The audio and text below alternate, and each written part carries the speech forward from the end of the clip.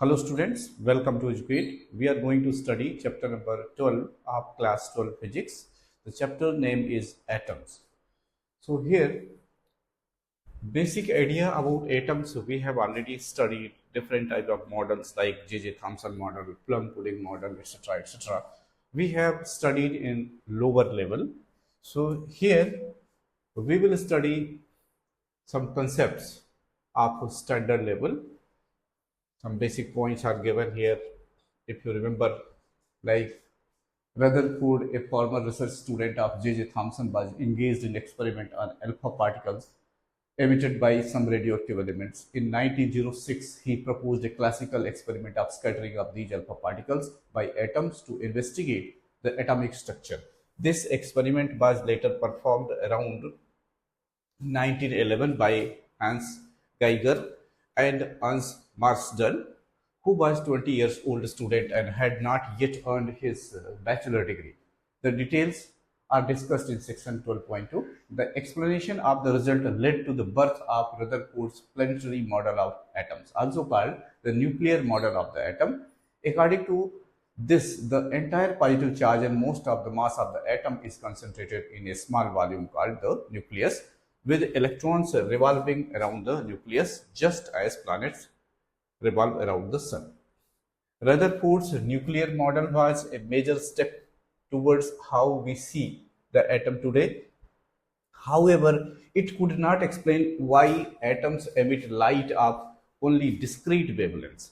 How could an atom as simple as hydrogen, consisting of a single electron and a single proton, emit a complex spectrum of specific wavelengths? So, in the classical picture of an atom, the electron revolve round the nucleus much like the way a planet revolves around the sun. However, we shall see that there are some serious difficulties in accepting such a model. Now, we are going to see alpha particle scattering and Rutherford's nuclear model of atom. At the suggestion of the Ernst Rutherford in 1981, Geiger and Marsden performed some experiments. In one of their experiments, as shown here, so experiment was performed here, scintillations were produced, and then there were certain number of alpha particles. They retraced their paths, but their number was very less. So this is how the concept of nucleus was coined. They directed a beam of 5.5 million electron volt alpha particles emitted from a bismuth radioactive source at a thin metal coil made of gold. Figure this shows a schematic diagram of this experiment. Alpha particles emitted by bismuth radioactive source were collimated into a narrow beam, right, by their passage through lead bricks, that is shown there. The beam was allowed to fall on a thin foil of gold of thickness 2.1 into 10 power minus 7 meter. The scattered alpha particles were observed through a rotable detector consisting of zinc sulfide screen here and a microscope. The scattered alpha particles on striking the screen produced brief light flashes or scintillations. These flashes may be viewed through a microscope, and the distribution of the number of scattered particles may be studied as a function of angle of scattering. Now, so here a typical graph of the total number of alpha particles scattered at different angle in a given interval of time is shown in next figure. Here figure is given on next page. So here, so if you observe it carefully with the degree, so here undeflected almost here angle is less than 20 degree, so value is very high. Then here this is scattering angle. As angle go on increasing, here angles go on increasing, the number of scattered particles go on decreasing. So if you observe here, the particles that are reflected or scattered through 180 degree is very less. The same thing is explained here. Rutherford experiment suggested the size of the nucleus to be about 10 power minus 15 meter to 10 power minus 14 meter. From kinetic theory, the size of an atom was known to be 10 power minus 10 meter, about 10,000 to 100,000 times larger than the size of the nucleus. Thus, the electrons would seem to be at a distance from the nucleus of about 10,000 to 100,000 times the size of the nucleus itself. Thus, most of an atom is empty space.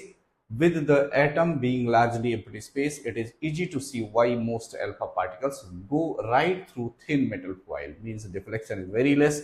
However, when alpha particle happens to come near a nucleus, the intense electric field there scatters it through a large angle. The atomic electrons, being so light, do not appreciably affect the alpha particles. The scattering data shown in the diagram can be analyzed by implying Rutherford's nuclear model of the atom. As the gold foil is very thin, it can be assumed that alpha particles will suffer not more than one scattering during their passage through it. Therefore, computation of the trajectory of an alpha particle scattered by a single nucleus is enough. Alpha particles are nuclei of helium atoms and therefore carry 2 units 2e of positive charge and have the mass of the helium atom. The charge of the gold nucleus is Ze, where Z is the atomic number of the atom. For gold, Z is 79. Since the nucleus of gold is about 50 times heavier than an alpha particle, it is reasonable to assume that it remains stationary throughout the scattering process. Under these assumptions, the trajectory of an alpha particle can be computed implying Newton's second law of motion and the Coulomb's law for electrostatic force of repulsion between the alpha particle and the positively charged nucleus. So, we are going to find out the relation for R0, but before that, let's read it completely. The magnitude of this force, here this is charge on gold nucleus Ze and charge on alpha particle, and separation is R. So, formula is, this is Coulomb's law, F equal to 1.4 pi epsilon naught, twice of E times Ze divided by R square. Here R is the distance between the alpha particle and the nucleus. The force is directed along the line joining the alpha particle and the nucleus. The magnitude and direction of the force on an alpha particle continuously changes as it approaches to the nucleus and recedes away from it. After reaching certain distance, the distance of closest approach, alpha particle will retrace its path. So, the point where its velocity becomes 0, so that we can calculate, that is least distance of, that is the distance of closest approach. So, we will find the relation for that by using energy conservation. We will consider the energy, kinetic energy of alpha particle, and when it reaches at the distance of closest approach, it converts completely into potential energy. Then the two relations we will put together and then we will get the value of R0, that we will do. But here the same thing is this. Here this is target nucleus. Some alpha particles here, 1 out of 12,000 almost is going back, means it's first move like this, then comes back, but others reflect, others deflect at certain angle. Most of them goes undeflected, so that we have studied, and this R indicates that size of the nucleus is very small as compared to the atom. So all things are given here, you can read. Now we are going to read the question. In the Rutherford's nuclear model of the atom, the nucleus, radius about 10 power minus 15 meter, is analogous to the sun, about which the electron move in orbit radius 10 power minus 10 meter, like the earth orbits around the sun. If the dimensions of the solar system had the same proportions as those of the atom, would the earth be closer or further away from the sun than actually it is? The radius of earth is about, orbit is about 1.5 into 10 power 11 meter. The radius of sun is taken to be 7 into 10 power 8 meter. So here we have to find out what is the scaling factor. Ratio of the radius of electrons orbit to the radius of nucleus. 10 power minus 10 divided by 10 power minus 15. This comes out to be 10 power 5. That the radius of the electrons orbit is 10 power 5 times larger than the radius of the nucleus. If the radius of the Earth's orbit around the sun were 10 power 5 times larger. So than the radius of the sun, the radius of the earth's orbit would be 10 power 5, and the given radius is already there. So 7 into 10 power 8, that comes out to be 7 into 10 power 13. This is more than 100 times greater than the actual orbital radius of the earth. Right? Actual orbital radius is this 1.5 10 power 11, and this value comes out to be 7 into 10 power 13. So this is more than 100 times. So now, thus the earth would be much farther away from the sun. It implies that an atom contains a much greater fraction of empty space than our solar system does. Now, there is another question. In a Geiger-Marsden experiment, what is the distance of closest approach to the nucleus of 7.7 million electron volt particle before it comes momentarily to rest and reverses its direction? So what is the basic fact here? The kinetic energy of alpha particle will convert into potential energy at that distance. So potential energy will be equal to, how do we find? Kinetic energy is already given, 7.7 into million means 10 power 6 into electron volt means 1.6 into 10 power minus 19, right? So we can write kinetic energy must be equal to potential energy, and potential energy is product of charges divided by 4 pi epsilon naught times separation. So this will come out to be twice of ZE square divided by 4 pi epsilon naught T. I think you have understood. Let's do it. So what is happening here? This is nucleus ZE and this is alpha particle, right? So this separation is R0. So kinetic energy is equal to potential energy 1 upon 4 pi epsilon naught product of charges. Charge on this is twice of electronic charge times charge this ZE and divided by separation is R0, or we can take it T. The same thing is given here. Our concern is to find R0. So we can write here R0 and then we write this 4E square, not E, this is ZE. So twice of ZE square divided by 4 pi epsilon naught times kinetic energy, right? So we can put the values, like the value of Z is given 79, and electronic charge, you know, it is 1.6 into 10 power minus 19 coulomb, and 1 upon K, 1 upon 4 pi epsilon naught, 9 into 10 power 9, and here K is kinetic energy. Kinetic energy is given in our question, 7.7 million electron volt. We can convert it into joule, and then we can put the values. So after putting values, we will get D equal to 3.84 into 10 power minus 16. Z, here value of Z is not put, but we can put for gold nucleus Z equal to 79, right? So that thing we have done here, and this value comes out to be 13 femtometer or 13 Fermi. Fermi is 10 power minus 15 meter. So the radius of gold nucleus is therefore less than 3 into 10 power minus 14 meter. This is not in very good agreement with the observed result, as the actual radius of gold nucleus is 6 Fermi. The cause of this discrepancy is that the distance of closest approach is considerably larger than the sum of the radii of the gold nucleus and the alpha particle. Thus, the alpha particle reverses its motion without ever actually touching the gold nucleus. Obviously, there must be certain space between the two.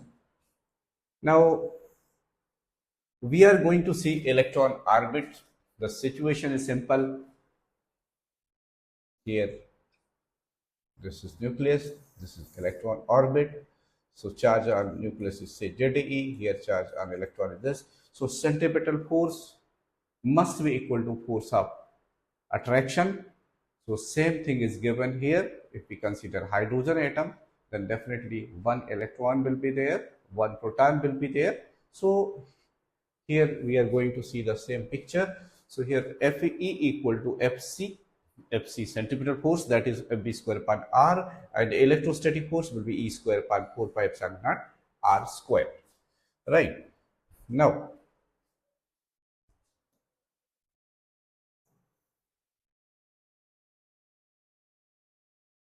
so the relation between orbit radius and the electron velocity is equal to r equal to E square 4 pi epsilon naught mv square. But before that,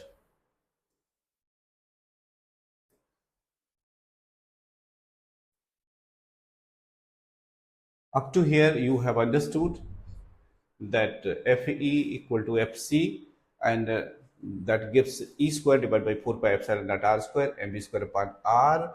Now here another relation is there, the relation between the orbit radius and the electron velocity. In terms of velocity, if you write the relation, so here what you have observed, you have seen that Fc equal to Fe, that is E square divided by 4 pi epsilon naught r square equal to m v square divided by r, and one r will cancel out from here, then we can get the value of r from here.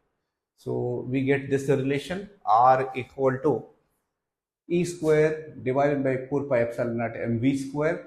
Now the kinetic energy K and electrostatic potential energy U of the electron in hydrogen atom can be found.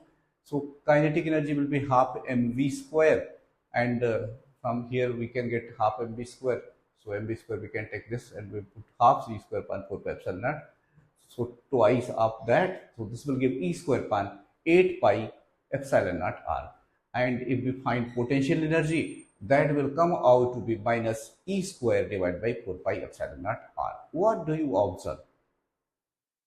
Here, this will be, this value is double of this, right? If you make it double and make it negative, you will get this value. So you can say in terms of energy, if potential energy is minus 2x, then kinetic energy will be x, and total energy will be minus 2x plus x, that is minus x. This will be basic concept to calculate certain values when in total energy will be given, and we will be required to find out kinetic energy or potential energy. So we have got K equal to this much, and U potential energy is this much, and then if we find total energy, so that would be K plus U, that comes out to be minus E square divided by 8 pi epsilon naught r. The total energy of electron is negative. It means the electron is bound to the nucleus. There will be force of attraction. If E were positive, an electron will not follow a closed orbit around the nucleus. There won't be force of attraction, right? Now we are going to see one example. It is found experimentally that 13.6 electron volt energy is required to separate hydrogen atom into a proton and an electron. Compute the orbital radius and the velocity of electron in hydrogen atom. So here total energy is given. Total energy of electron in hydrogen atom is minus 13.6 electron volt. Let's convert it into joule. So we can put 1.6 into 10 power minus 19 here in place of electron volt, and then this will come out to be 2.2 with negative sign 10 power minus 18 joule. So this is total energy, and we have studied, if we want to find out like potential energy, kinetic energies, potential energy will be double of this, kinetic energy will be same with positive sign. So here we write it E equal to minus E square divided by 8 pi epsilon naught r, which is given as minus 2.2 into 10 power minus 18 joule. Our concern is to find a radius. So r, we can take this side, we can put the value of E square, means electronic charge, divided by 4 pi epsilon naught, and keeping to here. So it will come out to be 9 into 10 power 9 into 1.6 into 10 power minus 19 square of E whole square divided by 2 from here, because I have split it like twice of 4 pi epsilon naught. So, and 1 upon 4 pi epsilon naught is 9 into 10 power 9. So this value, so radius of hydrogen atom comes out to be 5.3 into 10 power minus 11 meter. Now, we have to find out what is velocity of electron in this radius. So velocity we can find, we have seen the relation earlier. So V equal to E upon square root of 4 pi epsilon naught mr. We can put the values. Here m stands for mass of electron, and that is 9.1 into 10 power minus 31 kg, right? So velocity of electron in first orbit of hydrogen atom will come out to be 2.2 into 10 power 6 meter per second. And in here we have found the radius is 0.53 angstrom or 5.3 into 10 power minus 11 meter. Now we are going to see the atomic spectra. So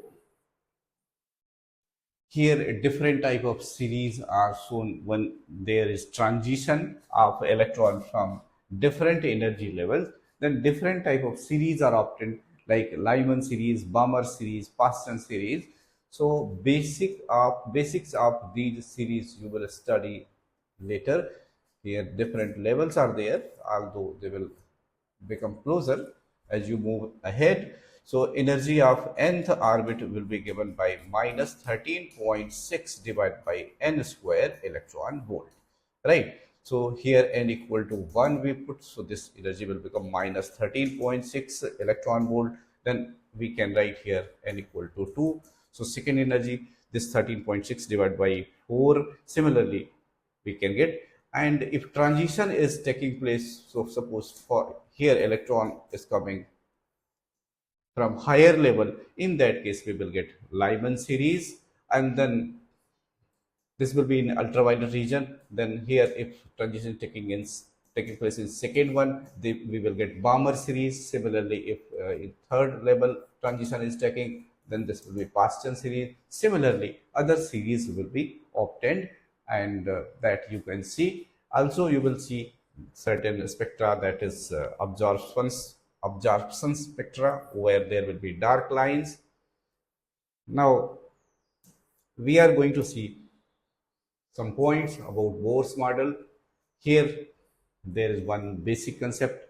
If electrons are accelerated and they move, they will radiate energy, they will fall into the nucleus. This was the drawback. Later on it was discovered that the orbits in which electrons rotate, they don't radiate any energy, and hence they move continuously in those orbits. They are called stationary orbits, right? Here we have one question. According to the classical electromagnetic theory, calculate the initial frequency of the light emitted by the electron revolving around a proton in hydrogen atom. So here in case of hydrogen atom, we have seen that radius is 5.3 into 10 power minus 11 or 0.53 angstrom, and velocity is 2.2 into 10 power minus 6 meter per second. So if we put those values here to get frequency, so frequency will be, first we find time period, you know, t equal to t will be equal to 2 pi r upon v, and we need frequency 1 upon time period, that is nu. So that will be v upon 2 pi r, right? So v upon 2 pi r, we find v is given, this value is wrongly written, this is not negative, this is plus 2.2 into 10 power 6 divided by 2 pi, and the radius is this 5.3 into 10 power minus 11, that comes out to be 6.6 into 10 power 15 hertz. According to the classical electromagnetic theory, we know that the frequency of the electromagnetic waves emitted by the revolving electron is equal to the frequency of its revolution around the nucleus. Thus, initial frequency of the light emitted is 6.6 into 10 power 15 hertz. And then here some more concepts are there, like Bohr's model. Bohr's first postulate, he gave certain postulates. First postulate was that an electron in an atom could revolve in certain stable orbits without the emission of radiant energy. If they radiate energy, then they will fall into the nucleus, and hence the atom will be unstable. But it is not found so. So Bohr's postulate is correct. According to this postulate, each atom has certain definite state in which it can exist, and each possible state has definite total energy. These are called the stationary states of the atom. Bohr's second postulate defines these stable orbits. This postulate states that the electron revolves around the nucleus only in those orbits for which the angular momentum is some integral multiple of h upon 2 pi, right, where h is Planck constant. So we can say angular momentum L must be integral multiple of h upon 2 pi. So we write L equal to nh upon 2 pi. So this is second postulate. And then third postulate is there, that whenever there is transition from one level to another, so energy difference between the two levels is emitted in form of photon. That is, here if you read it, it states that an electron might make a transition from one of its specified non-radiating orbits to another of lower energy. When it does so, a photon is emitted having energy equal to the energy difference between the initial and the final states.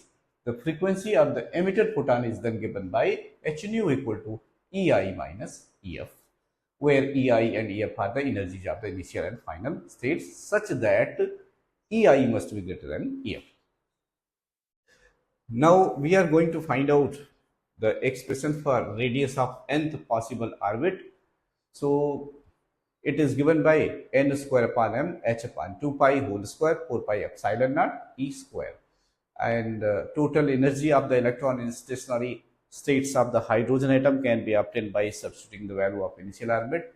So if we put the value of Rn, we can find En. So En comes out to be E square upon 8 pi epsilon naught m upon n square 2 pi upon h whole square E square upon 4 pi epsilon naught square, or En equal to minus m E square m e power 4 divided by, this is simplified form of this, and then we put the values of the constants. Here mass is given, charge is given, other than n, 8 is constant, epsilon naught is constant, h is constant. So it comes out to be this much, En equal to 2.18 10 power minus 18 divided by n square. This value is in joule. Suppose we want to convert it into electron volt, so we can divide this expression by electronic charge.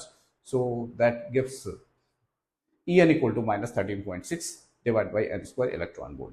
Now here we can put the values of n like 1, 2, 3, 4, etc. to get different energies of different levels. So here same thing is shown. Ground state energy will be from that formula. What is the formula? As we have seen, En is minus 13.6 electron volt divided by n square. So when we write n equal to 1, we get this. This is called ground state. When we write n equal to 2, then this will become 4. So 13.6 divided by 4 will give this much, minus 3.40. Now when we write n equal to 3, then this 13.6 will get divided by 9. So we will get this value, minus 1.51. If we write n equal to 4, so this value will get divided by 16. We will get minus 0.85. Similarly, other levels energy we can find. Right.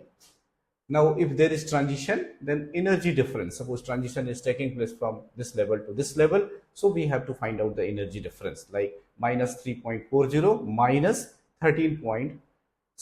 Minus 3.40 minus of minus 13.6. So we will get certain positive energy. The same thing is given here.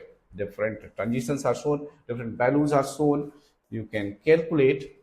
So here energy transition is shown like n equal to 2. The energy E2 is this much. It means that the energy required to excite an electron in hydrogen atom to its first excited state is the difference E2 minus E1. So that will be this much. Similarly, E3 is this much. E3 minus E1, if you find 12.09 electron volt. So like this you can evaluate. So we will get, this is like energy level diagram. You have to draw it. Sometimes this question comes in exam. Now we are talking about the next point, that is the line spectra of the hydrogen atom. So here we have seen some basic concepts. Here we are going to write the relation, and then we will see different spectral lines. As you have seen that H nu here, IF, initial and final, will be E and I, means energy of the first level minus energy of final level, and this will be in form of radiations. So that is simple, that you can read. This is basic. Now, de Broglie explanation of Bohr's second postulate. He said that with orbits, certain number of waves are associated. So you can read it. Of all the postulates Bohr made in his model of the atom, perhaps the most puzzling is his second postulate. It states that the angular momentum of the electron orbiting around the nucleus is quantized. That is, ln equal to nh upon 2 pi, where n can have 1, 2, 3, any value. Why should the angular momentum have only those values that are integral multiple of h upon 2 pi? The French physicist Louis de Broglie explained this puzzle in 1923, 10 years after Bohr proposed this model. Here, if you observe the orbits, here there are certain waves. And this is lambda, as you know, one wave is completed. So here, a standing wave is shown on a circular orbit where four the de Broglie wavelengths fit into the circumference of the orbit. If you observe, there are 4 wavelengths, 1, 2, 3, 4. So that thing. So here you can read, so I'm not going to read it.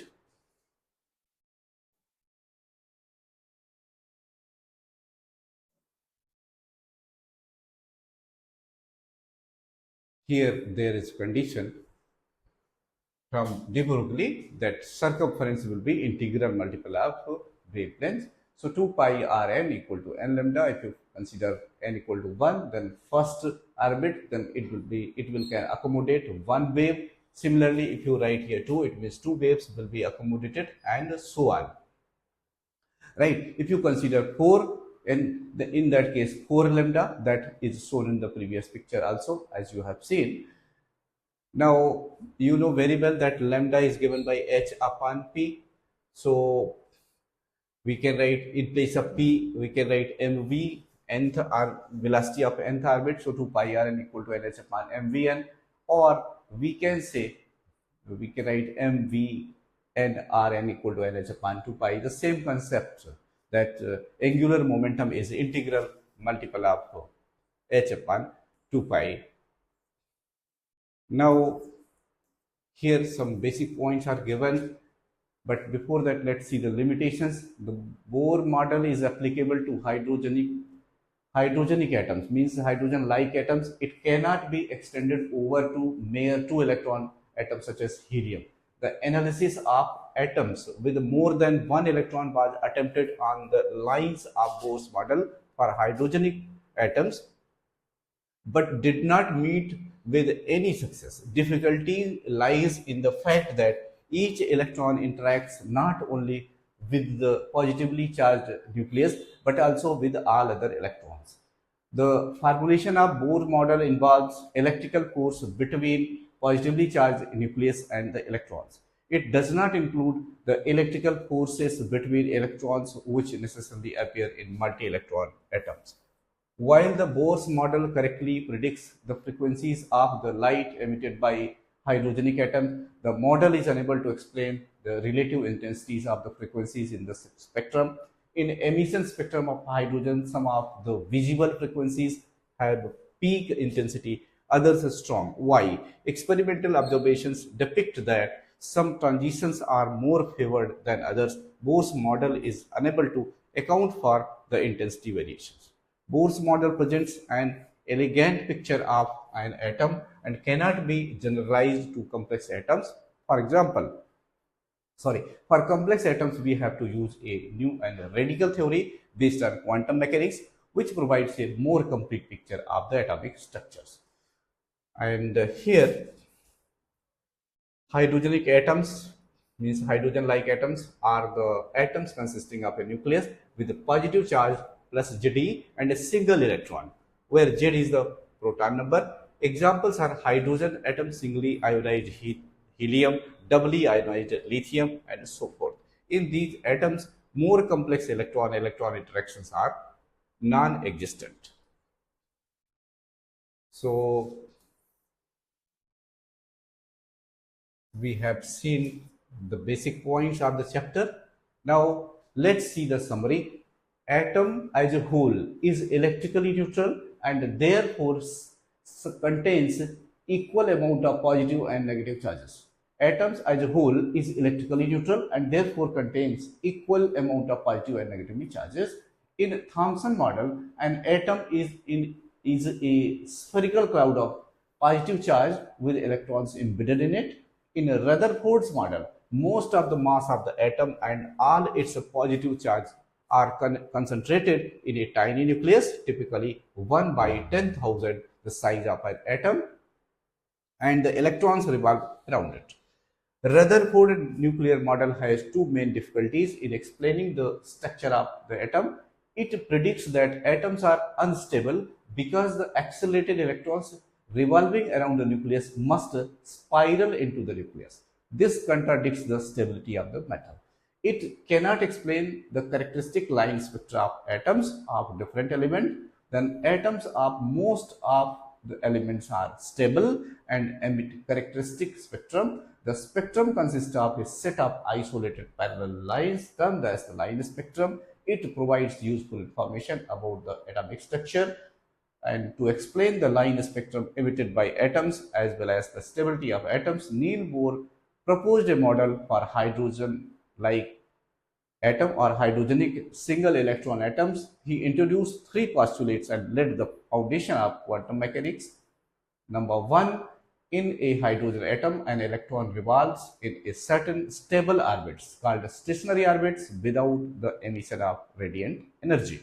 And second point, the stationary orbits are those for which the angular momentum is some integral multiple of h upon 2 pi. Bohr's quantization condition is the same, that is L equal to NH upon 2 pi, where n is an integer called the principal quantum number. And third postulate states that an electron might make a transition from one of its specified non-radiating orbits to another of lower energy. When it does so, a photon is emitted having energy equal to the energy difference between the initial and final state. The frequency nu of the emitted photon is given by h nu equal to EI minus EF. An atom absorbs radiations of the same frequency the atom emits, in which case the electron is transferred to an orbit with a higher value of n. So here just the project. So EI plus H2 is equal to EF. From the same relation you can get, just EF is transferred to this side. So here just a project. What is happening? Here absorption is taking place. This not from here. When absorption takes place, of course, electron will move to next level. So next point is, as a result of the quantization condition of angular momentum, the electron orbits the nucleus at any specific radii. For hydrogen atom, it is given by R equal to n square upon m h upon 2 pi whole square 4 pi epsilon naught divided by E square. Here n, this is Rn, we can put the value of 1, 2, 3, 4, etc. And for different levels, we can find the radii. Clearly, this will be n square proportional to n square. The total energy is also quantized, that is given by En equal to minus m e power 4 divided by 8 n square epsilon naught square h square. We can put the value of n. Here, in terms of electron volt, the value can be written as minus 13.6 into electron volt divided by n square, and n equal to 1 is called ground state. In hydrogen atom, the ground state energy will be minus 13.6 electron volt. Obviously, when we put n equal to 1, higher values of n correspond to excited states, like n is greater than 1. Atoms are excited to these higher states by collision with other atoms of electron or by absorption of photon of right frequency. Now, this is last point. So, de Broglie hypothesis that electrons have wavelength lambda equal to h upon mv gave an explanation for Bohr's quantized orbits by bringing in the wave-particle duality. The orbits correspond to circular standing waves in which the circumference of the orbit equals a whole number of wavelengths. Bohr's model is applicable only to hydrogen-like single electron atoms. It cannot be extended to even two electrons atoms such as helium. This model is also unable to explain for the relative intensities of the frequencies emitted even by hydrogenic atoms.